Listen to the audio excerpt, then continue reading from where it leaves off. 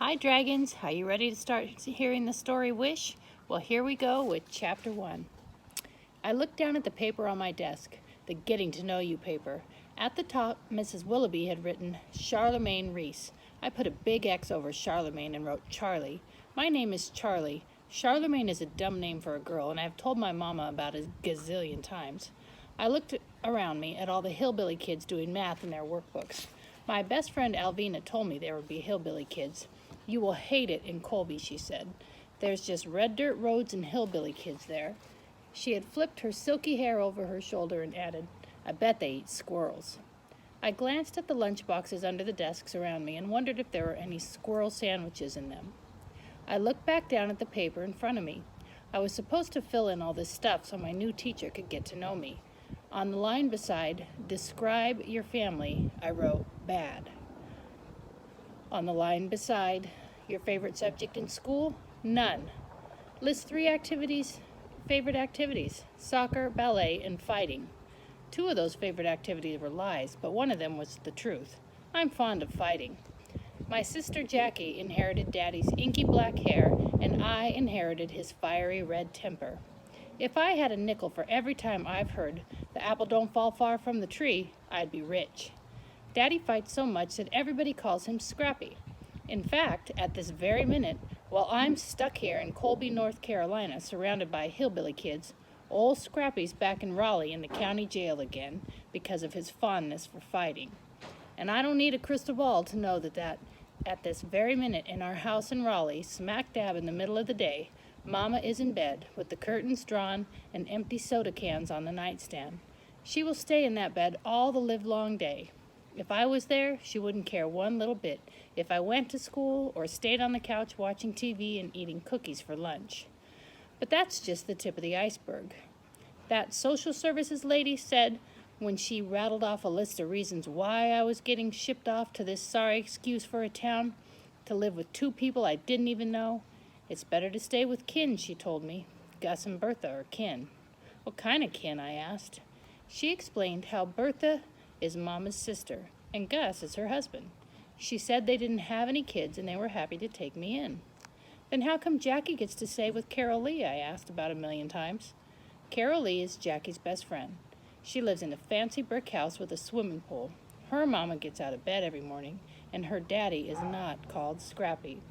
So that lady told me again how Jackie was practically a grown-up and would be graduating from high school in a couple of months. When I pointed out that I was in 5th grade and not exactly a baby, she sighed and smiled a fake smile and said, Charlie, you have to live with Gus and Bertha for a while. I'd never laid eyes on those people, and now I'm supposed to live with them? When I asked how long I had to be there, she said, until things settled down and Mama got her feet on the ground. Well, how hard is it to put your dang feet on the ground, is what I thought about that. You need a stable family environment, she told me. But I knew what she really meant was, you need a family that's not all broken like yours. Still, I whined and argued, but here I am in Colby, North Carolina, staring down at this Getting to Know You paper. Have you finished, Charlemagne? Miss Willoughby was suddenly beside me. My name is Charlie, I said, and a greasy-haired boy in the front of the class let out a sputtering laugh. I sent one of my famous glares his way until he hushed up and turned red. I handed Mrs. Willoughby that paper and watched her eyes dart back and forth as she read it. Her neck got splotchy red and the corners of her mouth twisted. She didn't even look at me before she marched back up to the front of the room and dropped that paper on her desk like it was a hot potato. I slumped down in my seat and wiped my sweaty palms on my shorts. It was only April, but it was already hot as blazes. You want me to help you with that? The boy in the front of me pointed to the math worksheet on my desk. He had red hair and wore ugly black glasses. No, I said. He shrugged, took a pencil out of his desk, and headed to the pencil sharpener. Up, down, up, down, up, down. That's how he walked, like one leg was shorter than the other, and he dragged one foot along the floor so his sneaker made squeaking noises. I glanced at the clock. Dang it! I had missed 11:11. I have a list of all the ways there are to make a wish, like seeing a white horse, blowing on a dandelion.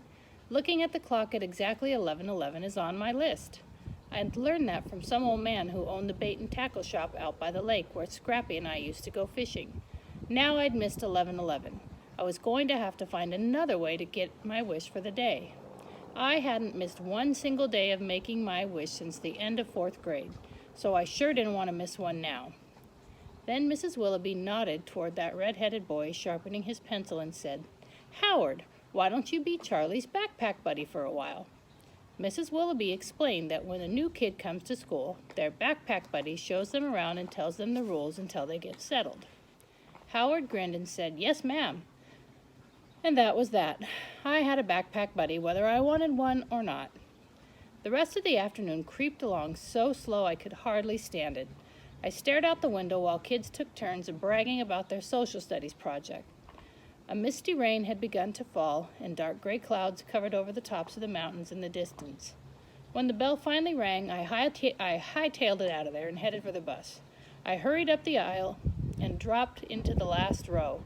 I kept my eyes on a piece of dried-up chewing gum stuck to the seat in front of me, while I sent laser thoughts zipping and zapping around the bus. Do not sit next to me. Do not sit next to me. Do not sit next to me. If I had to be stuck on a bus full of kids I didn't even know, I wanted to at least sit by myself. My laser thoughts seemed to be working, so I took my eyes off the gum and glanced out the window. That red-headed boy with the up-down walk was hurrying toward the bus, his backpack bouncing against him with every step. When he got on the bus, I quickly looked back at the gum and sent my laser thoughts out again. But that boy didn't waste a minute shuffling up the aisle and plopping himself right down next to me. Then he thrust his hand out at me and said, "Hey, I'm Howard Odom." He pushed at his ugly black glasses and added, "Your backpack buddy." Now, what kind of kid shakes hands like that? No kid I ever knew. He kept his hand there and stared me down until I couldn't help myself. I shook hands with him. "Charlie Reese," I said. "Where you from?" "Raleigh." "Why you here?" He sure was nosy. But I figured if I laid out the cold, hard truth, that would shut him up, and maybe he wouldn't want to be my backpack buddy anymore. "My daddy's in jail and my mama won't get out of bed," I said. Well, that boy didn't even blink an eye. "What's he in jail for?" "Fighting." "Why?" "What do you mean?" He wiped his fogged-up glasses with the bottom of his T-shirt. His face was flush pink in the damp heat of the bus. "Why was he fighting?" he said. I shrugged. There was no telling why Scrappy was fighting. Besides, there were probably a bunch of other reasons he was in jail, but nobody ever tells me anything. "Gus and Bertha told my mama you were coming. They go to my church, and I gave them a cat one time," Howard said. "A scrawny gray cat that was living up under my porch." Then he went on and on about how Gus taught him how to make a slingshot and how sometimes Bertha sells bread and butter pickles by the side of the road in the summer. How his mama drove her car right into the ditch beside Gus and Bertha's driveway one time, and Gus pulled it out with a tractor, and then they all ate barbecue sandwiches in the front yard. "You'll be living with them," he said. "I'm not living with them," I told him. "I'm going back to Raleigh." "Oh." He looked down at his freckly hands in his lap. "When?" "When Mama gets her feet on the ground." "How long does that take?" I shrugged. "Not long." The knot in my stomach told me that was a lie. The worry clutching at my heart told me my mama might never get her feet on the ground. As the bus pulled out of the parking lot and headed toward town, Howard rattled off a list of school bus rules. No saving seats, no gum, no riding on the back of the seats, no cussing, a whole mess of rules that I was pretty sure nobody paid any mind to, except maybe Howard. I looked out the window at the sorry sights of Colby. A gas station, a trailer park, a laundromat. Wasn't much of a town if you ask me. No malls or movie theaters, not even a Chinese restaurant. Before long, the bus was making its way up the mountain. The rain had stopped and wavy plumes of steam drifted up off the asphalt. The narrow road curved back and forth, round and round. Every now and then, the bus stopped to let some kid off at a pitiful-looking house with red dirt yard. We were almost to Gus and Bertha's when the bus stopped and Howard said, "See ya." Another, younger-looking, red-headed boy got off with him. I watched them make their way across the weed-filled yard to their house. Bikes and skateboards and footballs and sneakers were scattered from the front door to the road. The garden hose snaked from a dripping faucet to a hole in the yard. A small, dirty-faced boy was dropping rocks into a hole, sending up splashes of muddy water. Howard waved as the bus pulled away, but I turned my eyes back to that dried-up gum. When we finally got to Gus and Bertha's long gravel driveway, I got up and watched the bus drive away, making the rain-soaked Queen Anne's lace bob at the edge of the road. I was staring up at the driveway when I noticed something shiny in the dirt at the edge of the road. A penny! I darted over and picked it up. Then I hurled it as far as I could and made my wish, quick, before that penny hit the road and bounced into the woods. There, I've gotten my wish for the day. Maybe this time it would finally come true. Tune in next time for Chapter 2 of Wish.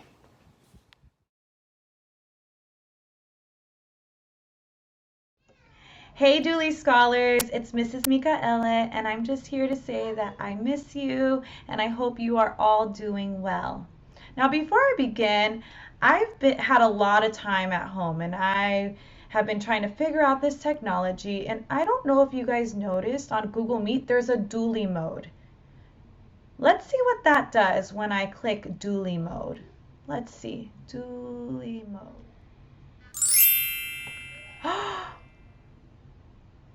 Scholars, we are back at Dooley. What a great place to read Chapter 2 at. All right, here we go, scholars. Chapter 2. I trudged up the long driveway, jumping over puddles of muddy rainwater and wondering what Jackie was doing right that very minute. Probably smoking cigarettes with some boy in the parking lot of the Piggly Wiggly across from the high school. Everybody thinks my sister is an angel straight down from heaven, but I know better.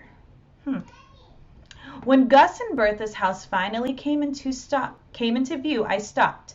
I'd been there 4 days already, but I still couldn't get over how that house hung off the side of the mountain like it did.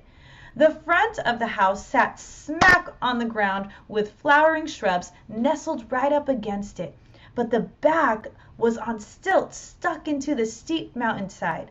On top of the stilts was a tiny porch with 2 rocking chairs and window boxes full of flowers perched on the railing. On the first night in Colby, Gus had dragged a kitchen chair out there for me after supper. Bertha had asked me about a million questions, like what was my favorite subject in school, and did I have a lucky number? Did I want to go swimming at the Y some time? And did I like boiled peanuts? But I just mumbled and shrugged till she finally stopped. I was too mad to talk. What was I doing there on that porch with these people I didn't even know? I felt like I'd been tossed out the side of the road like a sack of unwanted kittens. So the 3 of us sat in silence, watching the sun sink behind the mountain and the lightning bugs twinkle off and on among the pine trees. I'd spent the next 3 days trying to convince Gus and Bertha that it was dumb for me to go to school since it was almost summer. But the next thing I knew, I was sitting on that bus full of hillbilly kids on my way to school. "Hey there," Bertha called from the front door as I made my way across the yard. A fat orange cat darted out from behind the garden shed and trotted along beside me. Gus and Bertha had a whole passel of cats sleeping under the porch, sunning on the windowsills, swatting bees in the garden. I went inside and dropped my backpack on Gus's tattered easy chair. The smell of warm cinnamon drifted through the kitchen door. "I made coffee cake," Bertha said. "I wonder why they call it coffee cake. Not a drop of coffee in it." She held the door open for the cat to come in. "Oh, I know. I bet 'cause you're supposed to drink coffee when you eat it. You think? Well, anyways, who cares, right?" It had been clear to me from day one that Bertha was a talker. Not like her sister, my mama, who went for days without saying a word. I had been surprised when I saw how much they looked alike, though. Same mousy brown hair, same long thin fingers, even the same crinkly lines along the sides of their mouths. I sat at the kitchen table and watched Bertha cut a thick slice of coffee cake and put it on a paper towel in front of me. Then she pulled her chair close to mine and said, "Tell me every little thing about your first day. Your teacher, the other kids, what your classroom looks like, what you had for lunch, what you did at recess, every little thing." "Some girl ate a squirrel sandwich," I said. Bertha's eyebrows shot up. "A squirrel sandwich? Are you sure?" I licked my fingers and pressed it on the paper towel to get coffee cake crumbs. I nodded, but I didn't look at her when I said, "I'm sure." A small gray cat sat on the kitchen counter grooming himself. I wonder if that was the one Howard had given them. Bertha picked him up and kissed the top of his head. "Charlie don't want a cat hair in her coffee cake, Walter." Then she gently put him down on the linoleum floor. His tail twitched as he watched a line of tiny ants march from under the sink to a dark spot of something sticky by the stove. "And there's an up-down boy in my class," I said. Bertha cocked her head. "What in the name of sweet Bessie McGee is an up-down boy?" She snapped a brown leaf off the plant on the windowsill and stuck it into her pocket. "This boy named Howard who walks up and down like this." I walked like Howard around the kitchen. "Howard Odom," Bertha said. "Bless his heart. Good as gold. That boy is. Don't bat an eye when kids poke fun at him, calling him names like Pogo." She shook her head. "I swear, kids can be so mean sometimes." "Pogo?" "Yeah, you know, like a pogo stick." "He ought to punch their lights out," I said. "That's what I'd do." Bertha widened her eyes at me, then shook her head. "Not that boy. He wouldn't hurt a fly. All them Odoms are like that. Good-hearted. Kinda wild sometimes. Those brothers of his, but good-hearted." She brushed crumbs off the table and tossed them into the sink. "Shook. Just last week, 3 of those boys were over here helping Gus replace them boards on the porch that got eat up with termites, and they wouldn't take 1 penny. We sent them home with a burlap bag full of turnips, and they were happy as clams." "Turnips?" "Any kids who were happy about a bag of turnips must be weird, if you ask me." Bertha sat at the table beside me again. "So what else?" she said. "Tell me something else about school." I shrugged. I wasn't going to tell her about the getting to know you paper dropped onto Mrs. Willoughby's desk like a hot potato, or about Howard being my backpack buddy, so I just said, "Nothing." "Nothing?"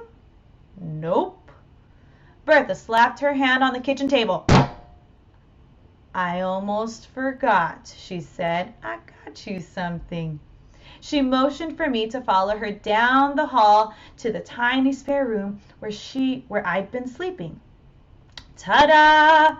She flung her arm out and grinned. I followed her gaze to the narrow bed in the corner. Propped up against the wall were 2 pillows in pink pillowcases with Cinderella on them. "I realized this morning that this room don't look one bit like a little girl's room," Bertha said. "So I went down to Big Lots, got those pillowcases. I was going to get the matching bedspread, but it was double and not a twin. I might go back and get this fluffy pink rug they have if I can get Gus to help me move that bureau. And I know I need to get my canning jars out of here, and that old TV don't even work anymore. But she rambled on and on, but I didn't even listen. Cinderella pillowcases? She must think I'm 5 instead of almost 11. She sure didn't know much about kids. That afternoon, Jackie called from Raleigh. She told me how Carol Lee's cousin came to visit and gave her a cashmere sweater she didn't want anymore. And Carol Lee's daddy was teaching her how to drive since Scrappy never would. She said she was thinking about putting blue streaks in her hair, that some boy named Arlo was taking her to a NASCAR race down in Charlotte. She was so busy telling me about her happy life that she didn't even ask me what it was like living in Colby with hillbilly kids who eat squirrel. After we hung up, I went back to my room and laid on the Cinderella pillows and felt sorry for myself. How could Jackie be so happy? It seemed like she didn't care one little bit about me anymore. I bet Scrappy didn't care about me anymore either. I bet he was so busy playing basketball behind the tall fence at the country jail or the county jail that he didn't even think about me up here on this mountain in a house full of cats with these people I don't even know. And I knew for sure my mama wasn't thinking about me as she shuffled around the house in her bathrobe, all red-eyed and stoop-shouldered. I was definitely going to have to go out on that porch tonight and wait for the first star to come out so I could make my wish again. Maybe 2 in one day would do the trick. Bye, scholars. That's the end of chapter 2. And I'm going to turn off my dooley mode. Bye-bye. And I'm back home. Bye, scholars.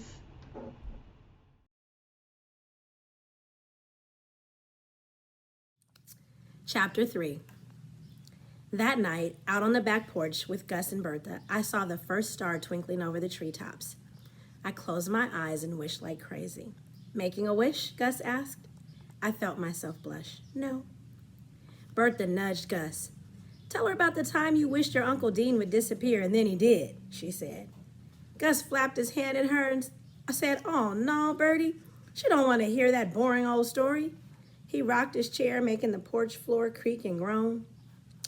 While Bertha talked a blue streak and hardly ever sat still, Gus was quiet and easygoing, with a calm, slow way about him. He wore a baseball cap all day and half the night, his scraggly brown hair poking out from under it every which way. The bill of his cap was dark brown with dirt and greasy fingerprints. That there is Pegasus, he said, pointing to a cluster of stars hovering way up over the top of the mountains in the distance. Gus should have been a scientist, Bertha said. He can tell you everything you ever wanted to know about stars and air and plants and water and weather and all that stuff. Gus let out a little pfft. He thinks I married him for his looks, Bertha winked at me. But I married him for his brains, she said. Gus laughed. And then the most amazing thing happened. They both reached out at the exact same time and held hands. It was like somebody had said, okay, on the count of 3, hold hands. I'd never in my whole life seen Scrappy and Mama hold hands. Shoot, most of the time they didn't even look at each other. I watched Gus and Bertha sitting there gazing at the night sky, the corners of their mouths turned up into contented smiles. Every now and then, Bertha looked dreamily over at Gus like he was a movie star and not some scraggly-haired man who worked in a mattress factory over in Cooperville. We stayed out there till it started to sprinkle again, a soft, cold rain that sent the cats at our feet darting inside. I went to bed that night with my head swirling. I thought about Scrappy, snoring away in the county jail, and Mama staring up at the ceiling of her dark bedroom. I thought about Jackie, whispering gossip and painting her toenails with Carol Lee. I thought about Howard Odom with his up-down walk and his good-hearted family. And I thought about Gus and Bertha holding hands under the glow of Pegasus. And then I thought about my own pitiful self, laying there wondering if my wish would ever come true. The next day, I wore Jackie's old white majorette boots to school. I knew I'd made a mistake the minute I got on the bus. As I made my way down the aisle, some of those girls pointed at my boots, giggling and whispering. I felt my face burn and I glared at them. Howard motioned for me to sit next to him, but I flopped down in the seat behind him. I spent the morning drawing on my arm with a blue marker and pretending to read. At recess, Howard tried to get me to let him show me around the school. "I'm your backpack buddy, remember?" he said. I shook my head. "Forget it," I said. "I'm not really interested. Besides, I'm not going to be here much longer." "Why not?" I rolled my eyes. "I told you, I'm going back to Raleigh." "But what if your mama don't get her feet on the ground?" he said. Well, what the heck kind of question was that?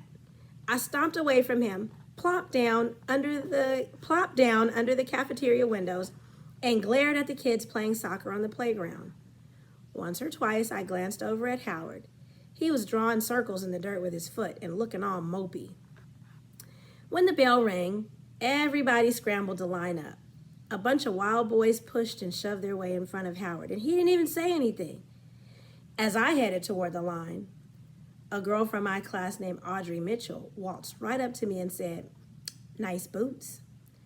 She smirked while her friends giggled behind her. I felt Scrappy's temper working its way from the tip of my toes to the top of my head, hot as fire. Then I said, "Thanks. They're good for kicking." And I kicked her skinny shin hard. The next few minutes were a blur of crying and hollering and tattling. Then I found myself sitting in front of Mr. Mason, the principal. While he lectured about my inappropriate behavior, I studied the inky little stars and hearts I had drawn on my arm that morning. Mr. Mason asked me if I knew that what I did was wrong and would I like it if somebody did that to me, and a bunch of other questions I didn't even care about. I said, "Yes, sir," "No, sir," but I kept my eyes on my inky arm and clunked the heels of those majorette boots against the legs of my chair. I shrugged when he said he was going to have to call Bertha and tell her what I'd done. Then I went back to my class and said I was sorry to Audrey Mitchell, even though I wasn't really. And that was how my second day of school in Colby went. That afternoon on the bus, Howard ignored my laser thoughts again and made a beeline right for me. He dropped into the seat next to me. "You should save me a seat, 'cause I think backpack buddies are supposed to sit together," he said. "That's against the rules," I said. "I'm pretty sure you can save a seat for a backpack buddy." I rolled my eyes and looked out the window. "Why'd you kick Audrey Mitchell?" Howard asked. I told him how she had said "nice boots" with that smirk on her face. He shook his head and said, "Dang, Charlie, why you gotta get so mad about that? That ain't nothing." I shot him a glare. Maybe it was nothing to him, but it was something to me. I almost told him about my fiery temper that I got from Scrappy, but I didn't. Instead, I told him how I got sent home from kindergarten the very first day for poking some boy with a pencil. "Eraser end or pointy end?" Howard asked. "Pointy." "Dang, Charlie." I shrugged. "I know, but I was mad." "About what?" "He stuck his thumb right through my sandwich," I said. Howard shook his head, making his red hair flop down over his glasses. "Here's what you do from now on," he said. "Every time you feel yourself starting to get mad, say, 'pineapple.'" "Pineapple?" "Yeah. Why?" That'll be like a code word to remind yourself to simmer down. Mama taught my little brother Cotton to say rutabaga every time he gets the urge to draw on the wall. Does it work? Sometimes. That sounded like the dumbest thing I'd ever heard, but I didn't say so. We sat in silence as the bus made its way up the narrow mountain road. Every once in a while, the view out the window changed from woods, thick with pine trees and ferns and moss-covered rocks, to a wide open view of mountains stretching on forever in the distance. A smoky haze hovered over them, soft gray against the deep blue of the mountains. That's why they're called the Blue Ridge Mountains, Gus had told me the first day I got to Colby, 'cause they're blue. Then he'd gone on to explain how the color was because of something the pine trees released into the air. I didn't know what the heck he was talking about, but I nodded like I did. When the bus got to Howard's house, he grabbed his backpack and said, "Remember, pineapple."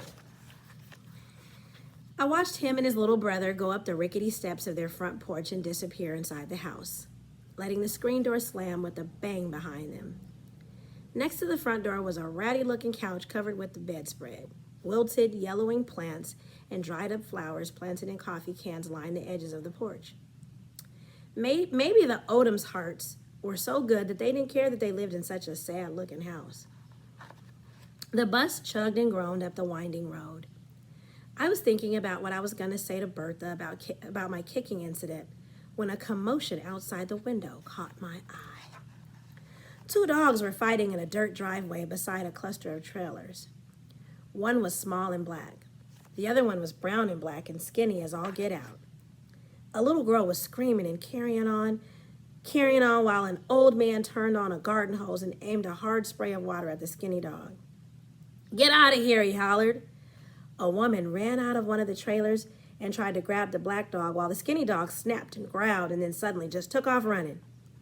He ran along the edge of the road beside the bus for a minute or two, his long ears flapping in the breeze. I pressed my face against the window and watched him lope along the side of the road and then turn and disappear into the woods. When I got off at Gus and Bertha's a few minutes later, I looked down at those majorette boots. Jackie had always looked so pretty in them, but I looked dumb. Those girls were right to laugh at me. That familiar mad feeling was settling over me like a blanket. But this time, I was feeling mad at myself for being a loser that nobody wanted. I stomped my foot, and then I kicked at gravel, sending it tumbling into the bushes along the side of the driveway. Then I whispered, "Pineapple," before heading up onto Gus and Bertha's.